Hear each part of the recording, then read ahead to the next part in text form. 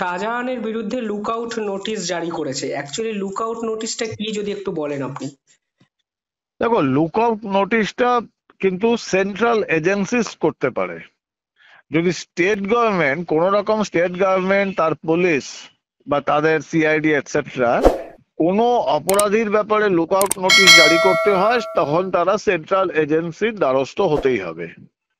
Lookout নোটিশটা হচ্ছে ভারতবর্ষের সীমানার বাইরে যেতে গেলে যেটা বৈধ রাস্তা, সেখানে কিন্তু ওই পাসপোর্ট, ভিসা এগুলো চেক হয়, এবং সেখানে লুকআউট নোটিশ যখন জারি হয় তখন ভারতবর্ষ থেকে বেরোনোর যতগুলো রাস্তা আছে যেগুলো বৈধ, সেখানে বেরোতে গেলেই সে লুকআউট নোটিশে ধরা পড়ে যাবে, কারণ তার নাম এবং ছবি দিয়ে লুকআউট নোটিশ জারি হয়, নাম্বার ওয়ান। এবার ব্যাপারটা আসছে যেগুলো অবৈধ রাস্তা। ধরো ভারত বাংলাদেশে যাওয়ার জন্য বর্ডারে বেশ কিছু জায়গা আছে যেখানে অফিসিয়াল বৈধ চেকপোস্ট রয়েছে, কিন্তু বহু জায়গা রয়েছে যেখানে কিন্তু সেরকম চেকপোস্ট নেই। এই দুষ্কৃতকারী বা এই সমস্ত অ্যান্টি ন্যাশনাল এলিমেন্ট তারা পালিয়ে যাওয়ার চেষ্টা করে ওই সমস্ত জায়গা দিয়ে। তো অফিসিয়ালি সেই সমস্ত জায়গায় লুকআউট নোটিশের ইমপ্লিমেন্ট করাটা খুব মুশকিল হয়, কিন্তু তুমি দেখবে যে লুকআউট নোটিশ জারির সঙ্গে সঙ্গে ইডি তারা কিন্তু আইবি, সেন্ট্রালের যে ইন্টেলিজেন্স ব্যুরো, এবং বিএসএফ এর সাহায্য চেয়েছে, যাতে অবৈধ জায়গা দিয়ে বেরোতে গেলেও এই শাহজাহানকে ধরে রাখা যায় বা ধরে নেওয়া যায়। কারণ চেষ্টা তো করবেই যে ভারত বাংলাদেশ বর্ডার এবং যেখানে বেশ কিছু জায়গায় সেরকম কন্ট্রোল নেই সেই সমস্ত জায়গা দিয়ে বার করার। তো এটাই লুকআউট নোটিশের কাজ, যে ওখান থেকে ধরে বার করতে পারবে। এবার বিষয় হলো যে অনেকে বলছেন এই লুকআউট নোটিশটা এরোপ্লেনে অনেক বেশি কার্যকর হয়, মানে যদি বাংলাদেশে একজন চলে যান সেক্ষেত্রে লুকআউট নোটিশটা এড়িয়েও তো যাওয়া সম্ভব। না না, আমি তো সেটাই বললাম, যেগুলো বৈধ জায়গা, যেখানে এয়ারপোর্ট এয়ারপোর্ট এবং বৈধ জায়গা দিয়ে সেখান থেকে বেরোনোর জায়গা আছে, চান্স আছে।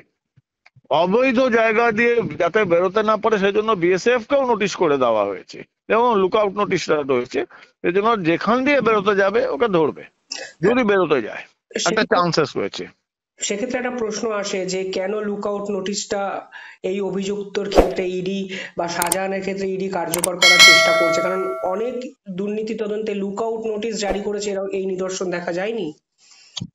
না দেখো, এই যে শাহজাহান, তার সঙ্গে কিন্তু শুধু আন্তর্জাতিক চোরাচালান চক্র নয়, তার সঙ্গে বিভিন্ন ভারতের দেশ বিরোধী শক্তিরও একটা যোগাযোগ দেখা যাচ্ছে।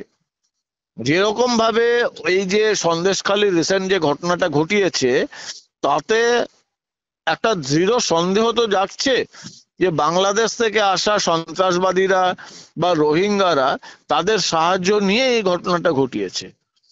তো এটা যেহেতু শুধু একটা নর্মাল ক্রাইম নয়, এর সঙ্গে দেশ বিরোধী ষড়যন্ত্র জড়িত রয়েছে, সেই জন্য লুকআউট নোটিশটা এখানে জারি করা হয়েছে। দেশ বিরোধী মানে, এবং আপনি রোহিঙ্গা মানে ওই অঞ্চলের বাসিন্দাদের কাদের মিন করতে চাইছেন যদি একটু বলেন। না, এটা ভারতবর্ষে এমন কেউ নেই যে জানে না যে দেশ বিরোধী শক্তি কারা, এবং এই দেশ বিরোধী যারা রোহিঙ্গারা রয়েছে, যেখানে যে দেশ বিরোধী শক্তিগুলো রয়েছে, রোহিঙ্গারা রয়েছে সেই সমস্ত জায়গাগুলো, তো এটা তো এভরিবডি নোজ যে দেশ বিরোধী শক্তি কারা। আজকে শাহজাহান একটা অডিও বার্তা দিয়েছে, পার্টিকুলারলি ওই বার্তাটা নিয়ে আপনি কি বলবেন? দেখো, বার্তাটা দুটো ব্যাপার, একটা দুটোই খুব চিন্তার ব্যাপার। এক নম্বর, ওই বার্তাটা আমি শুনেছি, যেখানে বার্তাতে বলেছে আপনারা চিন্তা করবেন না ও নিজের ভক্ত বা ফলোয়ারদের। আমি চলে গেল, হাজার হাজার শাহজাহান রয়েছে, এটা খুবই চিন্তার ব্যাপার। হাজার হাজার শাহজাহান রয়েছে, যে আমরা যেটা বারবার বলেছি, বাংলায় শাসক দলের প্রত্যক্ষ মদতে এরকম হাজার হাজার শাহজাহান, জাহাঙ্গীর, বাবর, হুমায়ুন এসব তৈরি হয়েছে, সেটা শাহজাহান আজকে নিজেই বলল। এক। দু নম্বর, একটা অডিও বার্তা করে সেটা তো যখন চ্যানেলকে পৌঁছাচ্ছে, সেটা তো নিশ্চয়ই একটা মোবাইল থেকে পাঠিয়েছে। তো বাংলায় যখন শুনেছি, যেটা শোনা যায় যে বাংলার পুলিশের সর্বোচ্চ পর্যায়ে এমন একজন লোক রয়েছেন যিনি নাকি টেকনিক্যাল বিরাট বিশেষজ্ঞ, তো তার নেতৃত্বাধীন পুলিশ খুঁজে বার করতে পারছে না যে কোথা থেকে এই বার্তাটা পাঠিয়েছে। কতক্ষণ লাগে? আইএমআই নাম্বার দিয়ে ফোন ট্র্যাক করে যেখান থেকে বার্তা পাঠাচ্ছে সেটা খুঁজে বার করতে তার লোকেশন কতক্ষণ লাগে? সেটা কেন করতে পারলো না এখনো বাংলার সরকার? তার মানে কি প্রশাসন সরাসরি প্রত্যক্ষভাবে মদত দিচ্ছে এই দুষ্কৃতিকারী, এই যে অ্যান্টি ন্যাশনাল লোকটা রয়েছে শাহজাহান, যে মাফিয়া গুন্ডা বললেও কম বলা হয়, সন্ত্রাসবাদী বললে বেটার হয়, তাকে কেন খুঁজে পাচ্ছে না? তো এই দুটো মেজর কনসার্ন।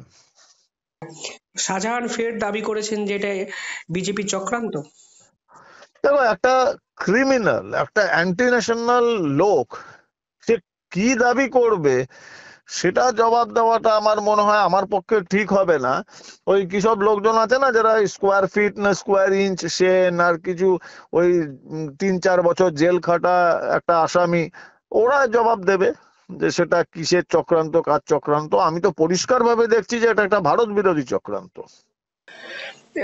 কোথাও গিয়ে এটা আরো একবার দাবি করা হচ্ছে যে যদি এই শাসক দলের পুলিশকে ইনফর্ম করে যেত তাহলে এই ঘটনা এড়ানো যেত, এবং উল্লেখযোগ্যভাবে ইডির বিরুদ্ধেও একটি অভিযোগ বা এফআইআর করা হয়েছে। যারা এই অভিযোগটা করছে হয় তারা গণ্য মূর্খ অথবা তারা শয়তান, কারণ তারা জেনে বুঝে এই ষড়যন্ত্রে এই তত্ত্বটা খাড়া করার চেষ্টা করছে। পিএমএলএ অ্যাক্টে ইডির জন্ম হচ্ছে পিএমএলএ অ্যাক্ট অনুযায়ী। না, পিএমএলএ অ্যাক্টে কিন্তু খুব পরিষ্কার ভাবে ব্যাপার রয়েছে যে ইডি যদি কোথাও তদন্তে যায় বা রেডে যায় তার জন্য স্টেট পুলিশকে ইনফর্ম করা জরুরি নয়। এটা পরিষ্কার ভাবে রয়েছে, এটা ওরা যারা বলছে তারা নিজেরাও জানে।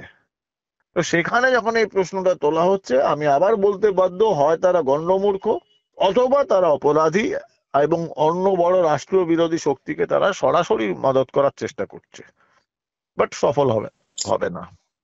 ফোন ট্র্যাক কি ইডি করতে পারে না? মানে শাহজাহানের লোকেশন কি ইডি কোথায় আছে জানতে পারে না?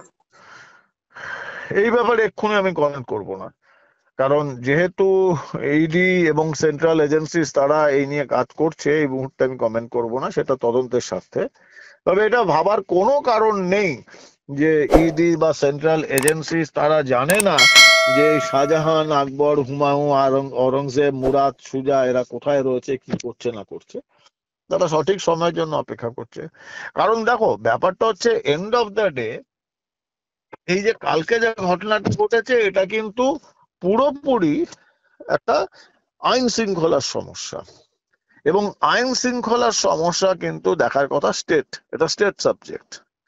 স্টেট যদি না দেখে, স্টেট যদি ব্যর্থ হয়, বা স্টেট যদি জেনে শুনে সেটাকে না দেখার ভান করে, তখন সেন্ট্রাল ইন্টারভেনশন করবে। তার মানে এই নয় যে সেন্ট্রাল এজেন্সি ঘুমিয়ে রয়েছে, তারা অপেক্ষা করছে এবং তারা মর্যাদা দিচ্ছে ওই আমাদের যেটা কোয়াসি ফেডারেল স্ট্রাকচার, সেই স্ট্রাকচারটাকে। যখন ইন্টারভেন করার ডেফিনেটলি করবে, এবং সবাই স্ক্যানারে রয়েছে, শুধু এই শাহজাহান নয়, শাহজাহানের যারা বাবা কাকা রয়েছে, আকবর টাকবর ইত্যাদি, তাদের উপরে নজর রাখা হচ্ছে। আকবর, জাহাঙ্গীর, কেউ বাঁচবে না। আজ শাহজাহানের এক সমর্থক দাবি করেছেন Shahjahan actually royal Bengal tiger, যেখানে দাঁড়ায় সেখানেই তার এলাকা।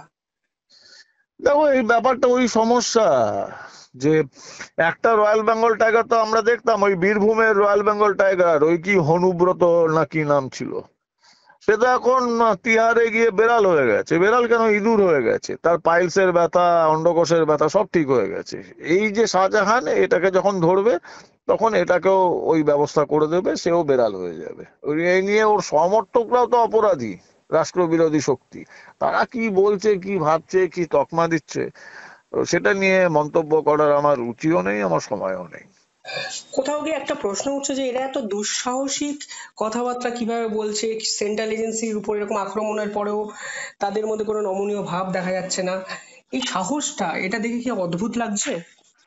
দেখো শিবম, এটা আমার মনে হয় তুমি কেন, পুরো বাংলার প্রত্যেক কটা লোক জানে যে এই শাহজাহান, জাহাঙ্গীর, শওকত, আরাবুল, এই সমস্ত যারা লোকজন রয়েছে তাদের মাথার উপর কাদের হাত রয়েছে।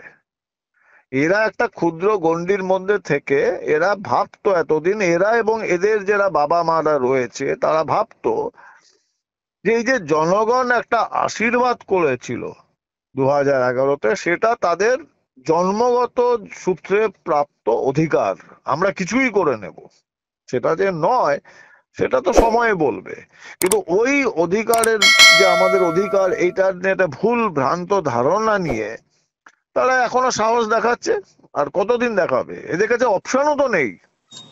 খুব তাড়াতাড়ি ভারত সরকার এই সবগুলোকে ঘাট ধরে ঢোকাবে জেলের মধ্যে, তিহারে। এবং তখন যেমন ওই বীরভূমের বাঘ অনুব্রত না হনুব্রত সেটা বেড়াল হয়ে গেছে, এরাও বেড়াল হয়ে যাবে।